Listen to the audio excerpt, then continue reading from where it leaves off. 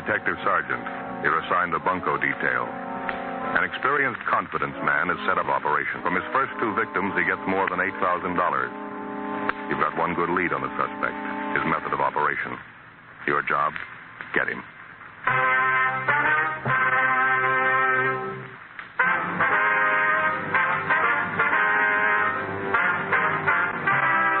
Dragnet, the documented drama of an actual crime.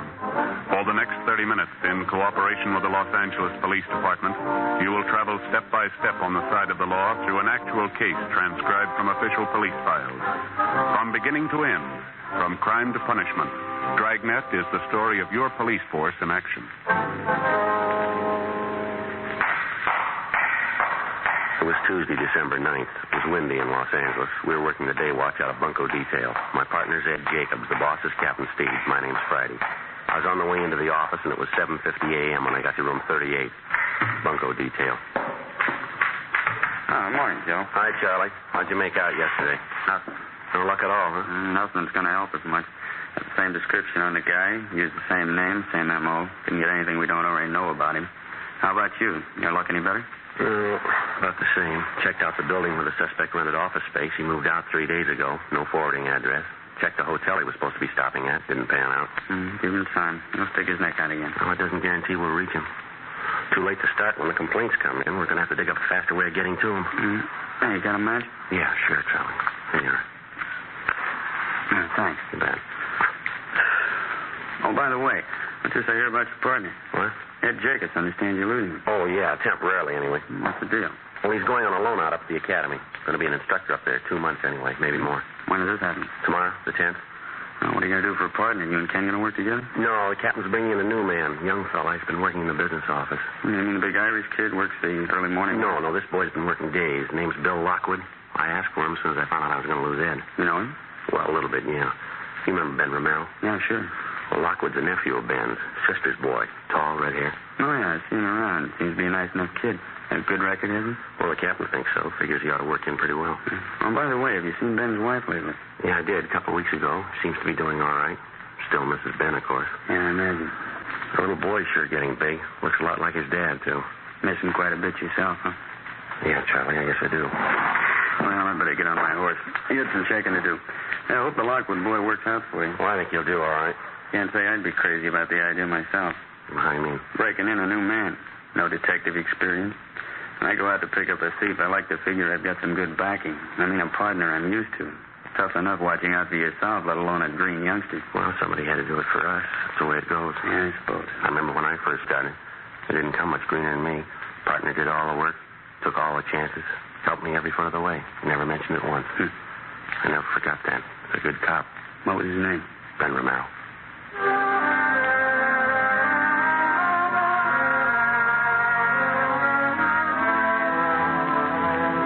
Particular setup, before a man's eligible to apply for duty in the Detective Bureau, he has to have a minimum of 5 years' experience as a police officer, either assigned to radio patrol, traffic duty, or some other general assignment. After the initial 5 years of service, the men go through a screening process to determine which department and which job they'll fit into best, some position that they seem to show a natural aptitude for. If a man applies for duty in a division of the Detective Bureau, and if he's accepted, he's assigned a partner to work with the day he goes on the job, generally a working detective with some experience. In the case of Ben's nephew, Bill Lockwood, he put in his first 5 years working Wilshire traffic and also doing radio patrol in Hollenbeck and 77th Street divisions. After spending another 11 months in our business office, Captain Steed put in a request for him, and he was transferred. When I heard Ed Jacobs was going to be loaned to the police academy as an instructor, I talked to Captain Steed about Lockwood, and he assigned him as my new partner. The changeover happened in the middle of one of the toughest investigations we'd had in months. A bunco artist who was working hard at the business opportunities racket. The following morning, December 10th, Bill Lockwood reported in for work, and we drove out to check a potential lead on the suspect. On the way, I laid out the case for him. Nothing on the man in R&I, huh? No record at all? No, not as far as we know, Bill. Checked Brereton up at Sacramento, CII. Nothing doing there. He couldn't help it. What have you been going on? His description? Yeah, that and his M.O. and his name. He uses a different alias on each job. Russell Preston, that was the last name he used. I see. He usually starts by putting a want ad in the paper, is that it? Well, he rents himself an office first, usually a pretty expensive one, well furnished. Then he hires a good-looking secretary, has her put a want ad in the daily papers for him, and he's in business. How do the ads read? The usual? Yeah, typical thing you see in the daily paper. A business opportunity for people with vision, good investment, high profit, supply now, you know. And then he gives his address and phone number. There's nothing clever about it, but people still go for it. You get many replies, do you know? Well, we figure he got between 20 and 30 on that last deal he pulled. Seems all he has to do is land one victim out of the bunch with enough money, and he's got it made. Took his first victim here for $5,000. Second one for $3,200. Both elderly women. Took them for their last dollar. About the way he sets up the deal with these different businessmen, Joe, I don't think I got it quite straight. How do you mean? Well, say the owner of that manufacturing plant this Russell Preston lined up. Yeah. You say Preston went to the plant, introduced himself as a business advisor, told the owner of the plant he had some people with money to invest. He convinced the owner he was legitimate. Yeah, that's right. Then Preston had his two victims shown through the plant and convinced them they ought to invest their money in the business. Yeah, that's it. Do you mean to say the plant owners were acting in good faith? Well, they were all checked out, Bill. Everything about them. They all have good business reputations. They didn't know any more about the deal than the victims. They needed more capital for their business, and they figured this was it. This Preston, or whatever his name is, sure must have a line that won't stop. He's got everything that goes with it. Nice clothes, well-mannered, good-looking. He doesn't try to high-pressure anybody. Tells them if they have confidence in him, he'd be glad to invest their money. If they hedge at all, he shows them right through the office. Pretty good pitch. Once they're sold on him, he's got him over a barrel. About the size of it, yeah. Funny there's no record on him. Sure sounds like he's had a lot of experience. What are the other names he's used, you remember? Well, just two of them we know of. Russell R. Preston and George A. Fairchild. I guess the newspapers have been checked out, huh? The ones he ran the what ads in? Yeah, they've all been talked to. All their personnel have been notified to watch for ads of that type. Be one way to get a lead on him if he tries again. Well, what about the buildings where he rented office space? Didn't the people there help any? Well, they confirmed his description. We picked up samples of his handwriting. That's about it. He only rented the offices long enough to cover his deal, about 2 weeks. See, what 100 block is this, Bill? Can you see over there? Let's see. Yeah, 1700. Oh, we want the next one, 1811. Who's this woman we're going to talk to? Vivian Castle, that right? Yeah. I'm not sure if she's the right girl or not. Got the lead from an employment agency. She might be the girl Preston hired to be his secretary. I don't know. Oh, good parking place up there ahead, huh? Yeah, that's good. You pull up anywhere along here. It's fine.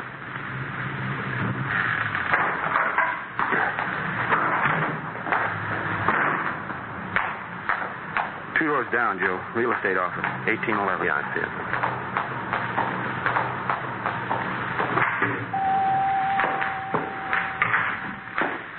Good morning. Good morning. Can I help you? Police officers, ma'am. We'd like to talk to a Miss Castle, Vivian Castle. Oh, I'm Vivian Castle. There's our identification. This is my partner, Officer Lockwood. My name's Friday. How do you do? How do you do? What is it you want, officer? We'd like to find out if you know a George Fairchild, ma'am. Fairchild? No, I don't know anyone by that name. How about a Russell Preston, miss? That mean anything to you? Oh, I used to work for Mr. Preston, Russell Preston. About how long ago was that? A month and a half ago. Mm-hmm. Where did he have his offices? Oh, I did have them on South Grand near 8th. The old Belmont Harris building. Why? Do you mind describing Mr. Preston for us, ma'am? Just a general description of him. He's about 40, 45 years old. Brown hair, a little gray. Nice build. Seemed to be a very nice man at first. Always dressed so nice. He wore a dark blue suit. Seemed to be very nice. Checks out so far, Joe. Yeah. Do you mind telling me what it's about? We'd like to locate Mr. Preston. Ma'am, you any idea where he is now? I wish I did. I'd call the State Labor Commission. He seemed like such a nice man. I've never been so disappointed in my life. How do you mean, Miss Castle? He owes me 2 weeks' pay, $65 a week. Hired me as a private secretary. Good jobs aren't hard to get now either. He can't say he was giving me a break when he hired me. Are you from the Labor Commission? No, ma'am, we're not. Could you tell us how long you worked for this Mr. Preston? Just for 3 weeks. He said I was going to get paid every Friday. Gave me the money for the first week, and that's all. Kept waiting for my pay, but he kept putting me off. Last week and a half, he didn't even show up at the office. I was there all alone, 8 hours a day. Finally, the building manager showed up and told me he was all over. Mr. Preston closed the office. Didn't even have the decency to come in and say thank you, goodbye. I just left. And you have no idea at all where Mr. Preston is now? No, sir, I wish I did. Were there any office files, mail files, any way to get a possible line on him? Not as far as I know. I didn't keep any files for him. Matter of fact, I didn't do any work at all. Just a showpiece. I guess that's all he kept me there for. No reason why he shouldn't pay me, though. Are you sure you're not from the Labor Commission? Did Mr. Preston ever have you place any want ads in the daily papers, Miss Castle? Yeah, he did a couple of times. Ads for business opportunities, you know. He was in the investment business, helped people invest their money. Would you happen to know anyone who invested money with him? I mean, would you know them by name? No, not by name. Quite a few people came through the office. I know a few of them made deals with Mr. Preston. I wouldn't remember their names, though. And you don't know any friends he might have had in town? Any of his business associates? No, sir, not a one. I didn't know he had any associates. How about where he was staying, Miss Castle? You must have known that. Now, the first week I was there, I did. It's the only week I got paid for. He was staying at a small hotel on South Flower. Moved the next week, though. I don't know where he went after that. Neither does the hotel. I asked him. Well, during the time you worked for him, ma'am, did you ever have anything to do with Mr. Preston socially? I mean, was it part of your job to go out to dinner with him, things like that? I did once or twice when he asked me. I didn't think it was part of my job, though. Mr. Preston didn't mention it either. Once we went out to dinner, just the two of us. Another time we went out with my girlfriend, Norma. I had a terrible time. Mr. Preston was awful. And how do you mean, miss? Well, he drank too much and was throwing his weight around. You know, the boss. He kept making a play for my girlfriend, Norma. I think he liked her quite a bit. Sure was embarrassing, though. Look, would you mind telling me what's the matter? Is Mr. Preston in trouble with the police? Yes, ma'am, I'm afraid so. He's cheated some people out of quite a bit of money. It's not the first time either. Oh, what was it? What did he do? Confidence scheme. Selling interest in a company he had no connection with. That isn't the limit. Yeah, I guess it's my own fault. I should have known better. It's happened before. Well? They hire you. They give you a beautiful office, nice soft chair to sit on, and never give you any work to do. Don't have to lift a finger. I finally got the drift. Yeah. Those are the kind you have to watch out for. Bill Lockwood and I continued questioning the former secretary of Russell Preston, alias George Fairchild, but she was unable to come up with any kind of a definite lead as to the suspect's whereabouts. We left our card with the girl, and she promised to contact us in the event she came across any information regarding Preston. For the rest of the day, we ran down 3 more possible leads.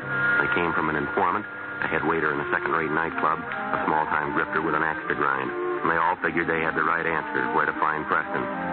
We checked out the 3 locations they gave us, a motel out near Santa Monica, a rooming house in Hollywood, a cocktail lounge in Highland Park. Not one of the 3 paid off. Russell Preston, alias George Fairchild, wasn't known at any of the places, either by name, dress, or physical description. During the next 3 weeks, along with Sergeants Charlie Riblett and Ken Scarce of Bunko Detail, Bill Lockwood and I ran down every possible lead on the suspect. Hotels, the want-ad departments of the daily papers, managers of downtown office buildings, secretarial employment agencies, small businesses advertising stock for sale. They got us nothing. Despite all the precautions and all the legwork, on January 6th, we got a call from a Mrs. Marie Barrett in the Westlake Park area. She owned and managed a toy shop just off Wilshire Boulevard. Bill Lockwood and I drove out to talk to her. Yes, they told me it was the opportunity of a lifetime, a big opportunity. I just can't believe it. Can't understand it. Why he even took me out and showed me the factory. Him and the man who ran the place. They're making plastics. Showed me the whole plant. Say the plant was out in Glendale, ma'am. What about? It was right along San Fernando Road, maybe a mile or 2 before you get to the airport. They showed me through the whole plant. Who showed you through, Miss Barrett? Owner of the place, and it's Mr. Fairchild. It's a big place, making plastics of all kinds. Can't say I wasn't impressed. What was Mr. Fairchild's first name? Do you remember? George Fairchild and Associates. That was the name on the door of the office when I went up to see him. Of course, I really didn't have a notion to invest any money when I first went up. It was a newspaper ad, you know, and I answered lots of them. Kind of a hobby with me. Yes, ma'am. So I went up to see him, and we talked. And as I say, I wasn't thinking of investing any money, but Mr. Fairchild seemed like such a nice man. Seemed to have a good business head on his shoulders. Well, ended up with me putting my whole savings account into the plastics plant. $6,400, every penny of it. I haven't heard from Mr. Fairchild since. I just don't know what to think. I can't understand it. Do you have any idea where to contact this Fairchild now? Any address, telephone number? Well, I called his office. It's in the Oxford Exchange building. Mm-hmm. There's no answer, though. They say it's disconnected. I've been trying for a week to contact Mr. Fairchild. I mean, $6,400. I just don't know what to do. It's all my savings. I don't know what to do. Oh, well, excuse me, please. Customer can't afford to miss the sale now. Yes, ma'am. You go right ahead. Ellen, will you help this lady, please? Looks like he scored again, huh? I wouldn't doubt it. She seems to do a fair business here, huh? I mean, after Christmas and all. Yeah, I suppose. Of course, the women go for it. You hang up a sale sign, you can't beat them off with a club. That's right. See this gadget here? Pretty clever, huh? Yeah. Miniature Sherman tank. What's it do? Watch. Yeah, well, how about that? Pretty cute, isn't it? Cannons on the side, sparks coming out. My nephew got one for Christmas. It's got a lot of power. Says it'll climb over just about anything. Uh-huh. Sorry to keep you waiting, officers. Customers. has to be attended to. Surely we understand. Now, about this money you gave Fairchild and Miss Barrett, the $6,400, how'd you work that? I mean, did you give him a check, or how'd you do it? Yes, I gave him a check. It was cashed the same day I gave it to him. I found that out from the bank. What was it you were supposed to get for your money, ma'am? Interest in the plastics company, 1/5 interest. Seemed like such a good idea at the time. Did you ever discuss the deal with the owners of the plastics company? I mean, when Mr. Fairchild wasn't around? No, I guess I never did. Mr. Fairchild didn't think it was a good idea. Said he wanted me to get the most of my money, and said he was afraid if the company owners talked to me alone, he might argue me into taking less profit. He didn't want me to talk to him at all if he wasn't around. And you weren't suspicious of him at all, huh? Mr. Fairchild? No. Very nice man. There are a few things he did that made me a little uncertain, but he always explained everything to me. He always had a good reason for everything he did. Nice man, clean cut, well-dressed, beautiful manners. Never taken for anything but a gentleman. You see what I mean. Really mean him. Yes, ma'am. Just a perfect gentleman. I don't know what to think. I can't call him a crook. He just isn't that kind. Well, he took your money, Miss Barrett. Yes. What else would you call him? 2:18 p.m. When we got through interviewing the latest victim, Marie Barrett, Bill Lockwood and I drove out to the plastics company on San Fernando Road where we talked to the owner and manager. The story was pretty much the same. The suspect, using the name of George Fairchild, had called on them 3 weeks before, introducing himself as an investment counselor. He told them he had clients with money to invest in a growing industry such as theirs, and they went for the story. They told us Fairchild had come back 2 or 3 times with different persons whom he introduced as his clients. They'd been shown through the plastics plant and given a sales talk. That's about all the company owners could tell us. When we got back to the office, we checked their names through the regular business channels and found out they were reputable businessmen. There was nothing to indicate that they had anything to do with the suspect's bunco operations. 4:30 p.m. Hey, Joe. Yeah, Bill. Girl out here to see us. The one who used to be Preston's secretary, Vivian Castle. Oh, yeah. She say what she wanted? No, seems a little anxious. Officer, I'm glad I found you in. How are you, Miss Castle? I'm all right. I was going to phone you, but I couldn't remember your number. Lost the card you gave me, so I decided to come down. You remember talking to me, don't you, about Mr. Preston, my old boss? Yes, ma'am. Have you heard from him? Well, no, I haven't, but you remember me telling you about my girlfriend, Norma? Mm-hmm. I mean, the time Mr. Preston took me out, Norma and her boyfriend were with us. Yes, ma'am. And the way Mr. Preston kept making a play for Norma. Well, I saw Norma at lunchtime today, first time in weeks. Mm-hmm.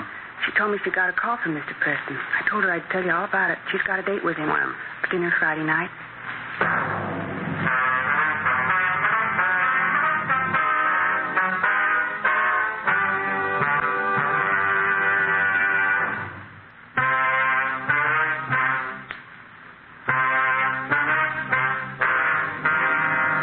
Wednesday, January 6th, 4:50 p.m. We called Vivian Castle's girlfriend, Norma Cummings, and then we drove out to talk to her. The Cummings girl told us that Russell Preston had telephoned that morning and made the date with her for Friday night at 7:30. He said they were to have dinner at a nightclub out in the Wilshire district. He also mentioned to her that he was staying in a hotel, but she didn't know the name of the location. We made arrangements for a stakeout at Norma Cummings' apartment. The girl agreed to cooperate with us. Thursday, January 7th. We checked with the personnel at the different restaurants, bars, and nightclubs which Preston and the Cummings girl were to visit. Some of them remembered Preston, but as far as they knew, he hadn't been back. We left our cards with each one of them, and we asked him to contact us if he should return. Just after lunch on Friday, we got a phone call from Norma Cummings. When was that, miss? Uh-huh. Did you find out where he was? I see. Mm-hmm. Will you be there for the rest of the day? No, all right, fine. Yeah, we'll call you back. Goodbye. Yeah. Cummings girl. She's at work. She just had a phone call from Preston. She tried to find out where he was. No go. What did he have to say? That dinner date he had with her tonight? Yeah. He called it off. Later that afternoon, we went out and talked to the Cummings girl. She told us Preston explained on the phone that he had to cancel a date that night because of some business deal that had come up. He told her he'd get in touch with her over the weekend. He didn't. By Thursday of the following week, she still hadn't heard from him. 2 days later, on a Saturday afternoon, we got a call from one of the cocktail lounges Preston had visited. The bartender remembered us being in there to inquire about the suspect, and he'd saved our card. He said Preston was there now with another man drinking at the bar. We asked the bartender to try and delay the suspect as long as possible. Then we got in the car and drove to the location. It was too late. The bartender explained that he tried to delay the man that he thought was Preston, but he didn't have much luck. The suspect had left a few minutes after the bartender had called us. He'd been drinking heavily. The man Preston had been with was still there. He was sitting at an old upright piano in the back of the place trying to pick out a tune with one finger. Bill and I went back and talked to him. He gave his name as Fred Sandell. Yeah, that's right. I was drinking with a fellow. Why? What's the matter, officer? You ever see the man before? Yeah, once or twice. In here? Oh, the place up the street, 780 Club. I had a couple of drinks with him in there. You know his name? Well, what's the angle? You want him for something? It's just a routine check. We'd like to talk to him. Oh, I don't know. I might know his name. Yeah? Well, what's the angle on the thing? You want him for something big? We want to talk to him, that's all. Was he full of height? Something like that? Hey, he didn't look like that kind of guy. Lousy thing, and then we could get that right. How about it? You say you might know the man's name. What was it? Well, I don't know. I'm not sure if I'm the one that ought to tell you. How do you mean? Well, I don't want to get anybody in trouble. I want to give out names. What's the angle on him? You want him for something big or what? Big enough, yeah. Oh. Well, his name's Preston, I think. That's the name he gave me, anyway. I see him around bars in the neighborhood every once in a while. How much do you know about him? Well, not much. I had a few drinks with him now and then, talked a little bit. That's about all. What did you say your name was, sir? Sandell, Fred Sandell. Well, what's the angle on this, Preston? We want to get in touch with him. You know where he lives? I don't know. I might. You want him for something big, isn't that right? Well, what's the difference? We want him. Well, it could be a lot of difference. I mean, what's the angle? If it's important to you and I helped you, well, you'd probably want to do the right thing, huh? I don't know if I got you right. Well, I mean, if you really want the guy, you know. If it's important to you and I helped you reach him, you'd want to make it square with me, wouldn't you? Huh? And not that I'm asking for a payoff. You understand that? Yeah, we understand. Where's Preston live? Well, I didn't say I knew where the guy lives. I didn't say that. Do you know where he lives? Well, I'm not sure. Am I? I don't know if I'll tell you, though. I don't know. All right, if you want to stand by here, Bill, I better check in. Yeah, fine. Okay.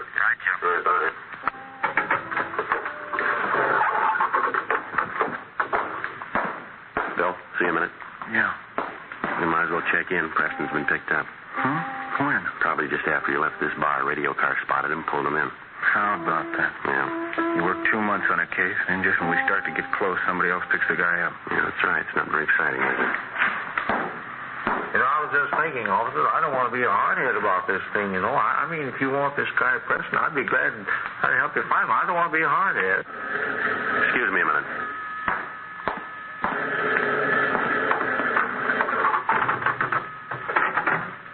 Yeah? John Hunter, Friday, Record Bureau. Oh, yeah, John. I got a make on that name you asked for, Fred Sandell. Uh-huh. The warrant on him. Grand Theft Auto. Got a pretty long record. You want me to read it off? No, that's all right, John. Right. Bye. Right, thank you.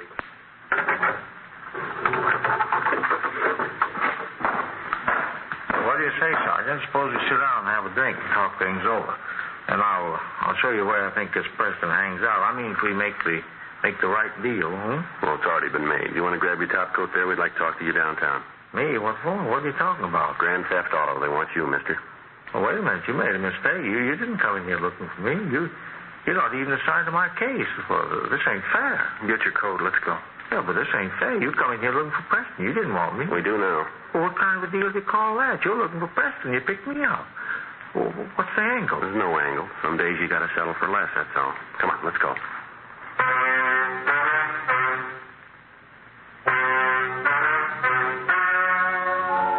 The story you have just heard was true. The names were changed to protect the innocent. On April 5th, trial was held in Superior Court, Department 89, City and County of Los Angeles, State of California. In a moment, the results of that trial.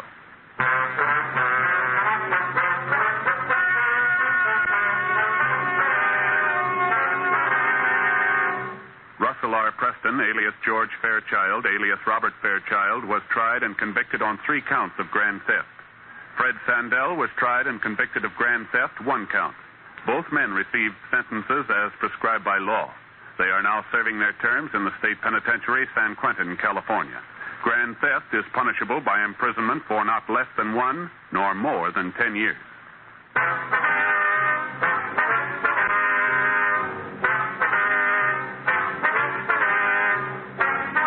You have just heard Dragnet, a series of authentic cases from official files. Technical advice comes from the Office of Chief of Police W.H. Parker, Los Angeles Police Department. Technical advisors Captain Jack Donahoe, Sergeant Marty Wynn, Sergeant Vance Brasher. Heard tonight were Martin Milner, Marion Richmond, Vic Rodman. Script by Jim Moser. Music by Walter Schumann. Hal Gibney speaking.